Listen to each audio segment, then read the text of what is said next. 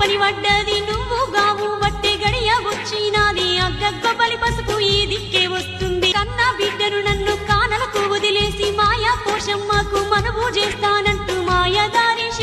శివుడు సంబంధమే చూసి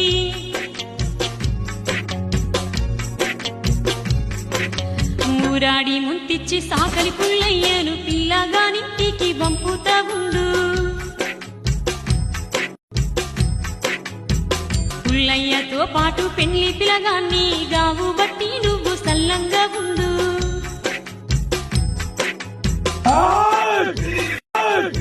Ah!